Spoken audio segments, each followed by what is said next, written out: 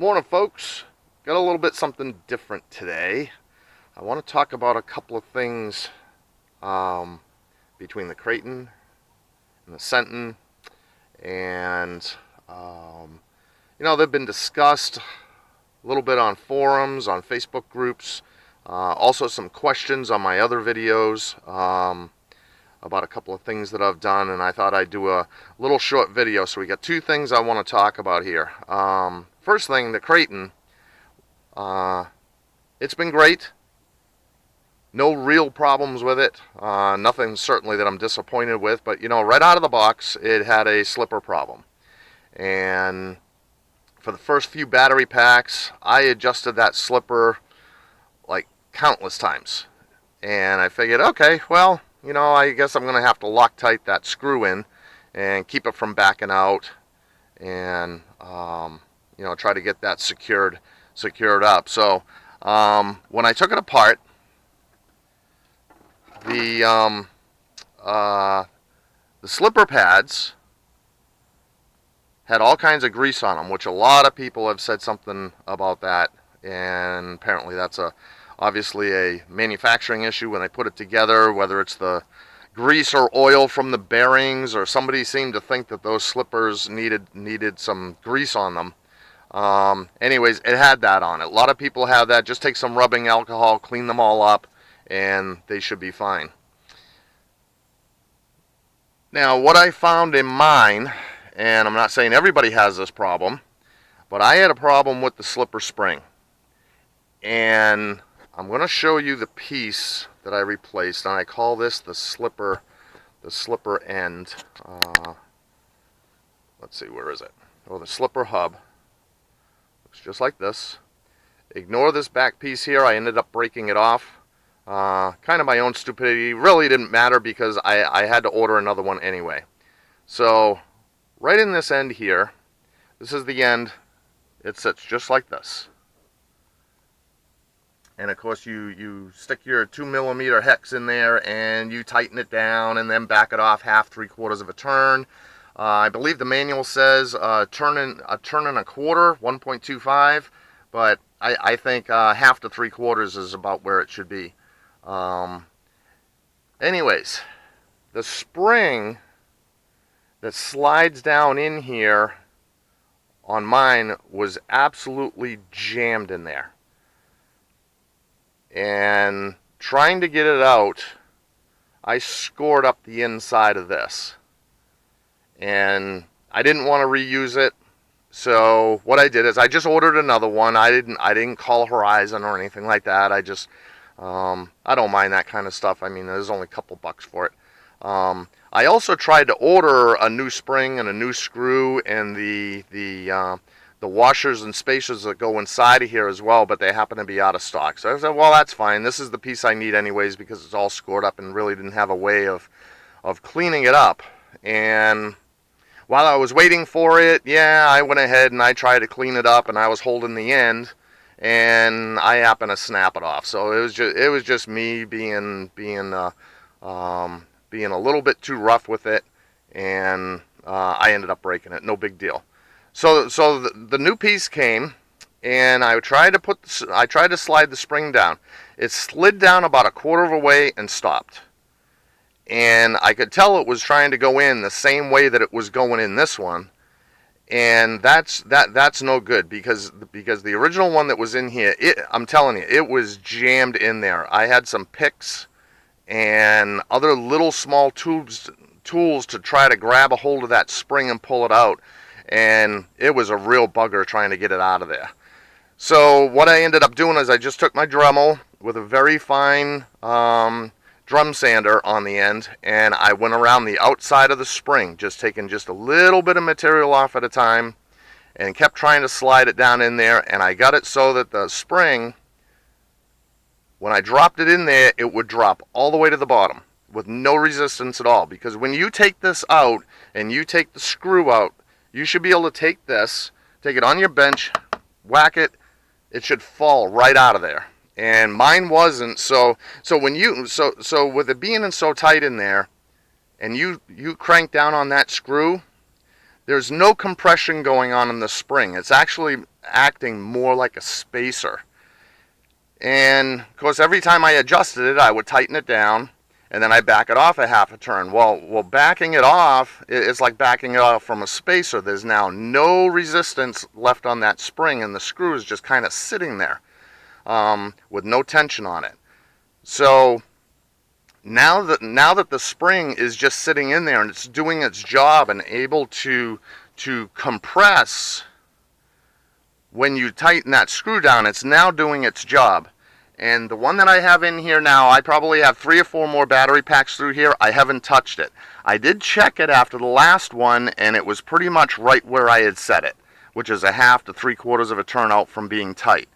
So, you know, if you know, you get a new Kraton and you take this all apart, obviously you need to check the pads for the grease, but also check your spring. Take this out, take the screw out of there, and just turn it over and tap it, and that thing should fall right out of there. If it doesn't, it's jammed in there and it's probably not doing its job. You know, the tolerances on these springs are probably all different, so some people are having issues, some people won't, but that's just what I found, so I wanted to show you that. Okay, the next thing I want to talk about, and it's really not a debate thing, I guess, but whether or not to slot your chassis for the spur gear. And I've done it on both of these. I've done it on the Senton, and it was one of the first things that I did on the Kraton when I got it before I even ran it. And one of the reasons I did it is that this is the Senton Mega. It's been upgraded. It's got some BLX parts on it. I have Typhon shocks on here. The ring gears and the input gears have all been changed to the 3S BLX model. So I've done a bunch of stuff, but it started life as a Mega, and I put a cheap Ghoul RC system in here, and I will tell you, this system has been in here since the beginning. I did make a mistake once of washing it with the ESC in there, and I fried an ESC, but that was my fault. Everybody knows, don't get these wet. I don't care what it says on the side. It says waterproof. It is not. It is not. Don't get these wet. Anyways, this motor's been in here. This is a 4300 kV motor. I have a 22 tooth pinion, and I run it on 2S. This thing runs great. It's awesome. But anyways, when I first got this, obviously with a short course truck, when this body is on here, the tires, they flip everything up into, they flip all the debris up into the body, and it all lands inside this chassis. So this right here, I made this out of window screen, Velcro, stapler, hot glue gun. I made one. And this keeps 90% of the crap out of there, especially all the grass and all that stuff, but you know, some of the dirt and debris does get in there, and of course you have to shake it out. Now, I live in the land of sand and clay, and the sand, it's very, very fine sugar sand. The granules are very, very small. And same thing with the clay. When clay is dry, it's very, very fine. So when I first got this, the first few runs, you know, everything cool, you know, but you know, I like to take things apart. So I went to try to take this motor module out, and you know what?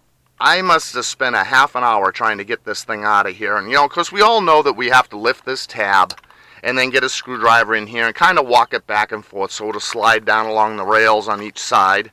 So you get it out. It did not want to move. Couldn't figure out why it was doing what it was doing. I figured, well, something stripped, something jammed. Anyway, I finally got it out, and as soon as I lifted it out, the sand was just pouring out of this housing. It was completely full of sand. So that's when I did two things. Number one, I did the chassis cutout. That sand needs somewhere to go. With it all locked up the way that it is, you get sand in there, it has no way to escape anywhere. So, and of course, A lot of people say right behind this bracket here, there's a little slot there. Put a piece of tape across, you know, whatever. Yeah, that'll stop. That'll stop a lot of it. I happen to use a glue gun, and I put a bunch of hot glue in that slot and, you know, blocked it off. But underneath this, you know, it is a tight fit when this motor module goes in and it's against the chassis, but it's still going to let fine granule sand get in there, and that's what I have a problem with. You know, no matter where I run, there is sand everywhere. So it's still going to get in there even though it's all blocked off, because the granules are so small. It needs a place to escape, and that's it right there. Now, some people say, oh, you're just putting a hole in the bottom and it's just going to get in there. Well, no, it's not. The force of this is it's going to flip more sand out of there than you could ever get back in there. And, you know, if you like all your gearings and all your bearings, you're going to need to get that sand out of there. It needs an escape route somewhere, regardless what you've done up the top here. So this is all compounded because of the way that this body fits on here. All the debris off the tires, front and back, gets flipped up into the body, and it's all going to land right in your tray and get all over everything. Now the Kraton's a little bit different. Not as much is going to get in there because the tires are all exposed. But it's still going to get in there, and I've had such good luck with this that before I even ran this, the first thing I did is I notched the chassis just to save it, you know. And of course I've had this in and out of here a few times. Practically there's nothing in there as far as sand after the first few times that I ran it.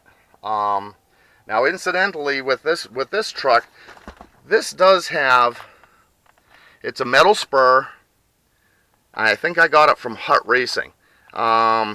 It's still a 48 pitch, but now it's a metal one, and you know what? It really quieted the truck down, and it's been great. But this whole time that I've had this truck, I've only put one pinion and spur in there, and you know, to be honest with you, that's just for the amount of running that this has. This has dozens and dozens of battery packs on this, and eventually that kind of stuff was going to wear, and it did strip. And when it stripped, you know, I just upgraded a few things and put it all back together, and it runs consistent every single time. I never have any trouble with any debris getting in there, and I don't expect there to be any in this one either. So, you know, so take that what it's worth. Believe what you want to believe, but I know what works for me, and that slot is really easy to do with a Dremel tool, and finding the right spot isn't hard either. Once you pull this out, there in the chassis there is a little divot in the chassis, a cutout to give a little bit of clearance for the spur gear on the chassis. And you know what? Just start cutting right in there, put a hole in there, see where it's lined up underneath, see if you can see the spur, and just start moving it from there. It doesn't need to be, you know, any kind of, you know, precision engineering in the spot that you put it in, as long as you expose it and give that sand and all that debris in there a way to escape. You know, if you look at all the 8th scale cars, even the race buggies, they all have a cutout underneath.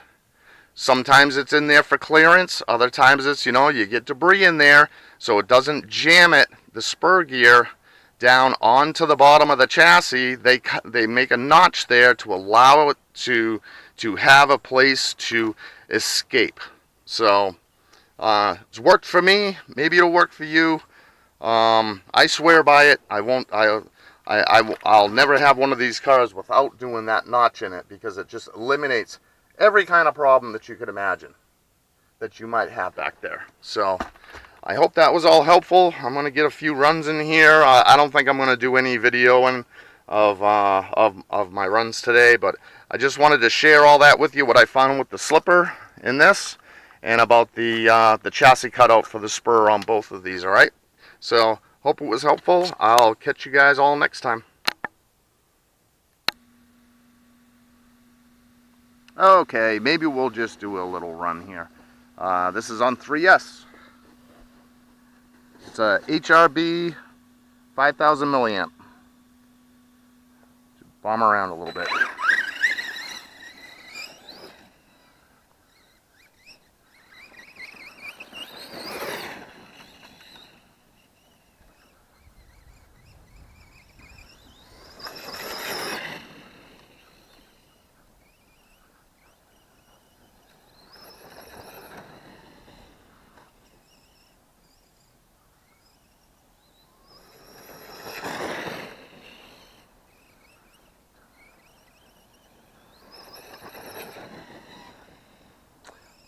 And once again, I forgot to bring my ramp. Something I always seem to forget when I come down. I bring everything else, but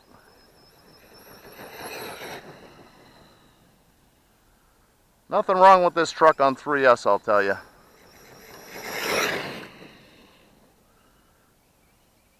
It turns like a tank, but, you know, I'll get some better tires at some point.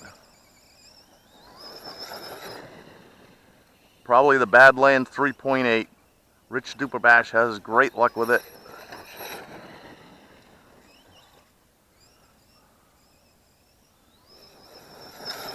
This is a boring run compared to what he puts out.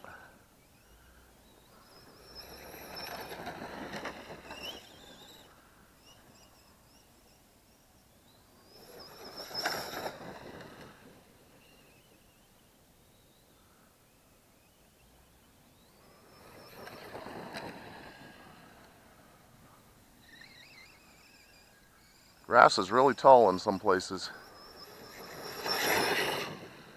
Got a couple of hitchhikers.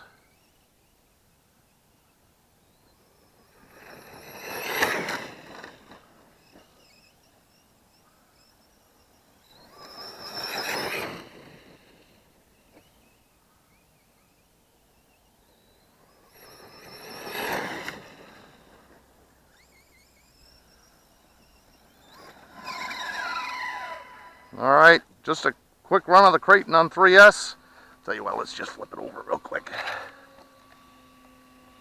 Yeah, a little bit of grass, a little bit of junk, but no problem. Love this truck. Love this truck. So, all right, folks. Hope you enjoyed. Take care.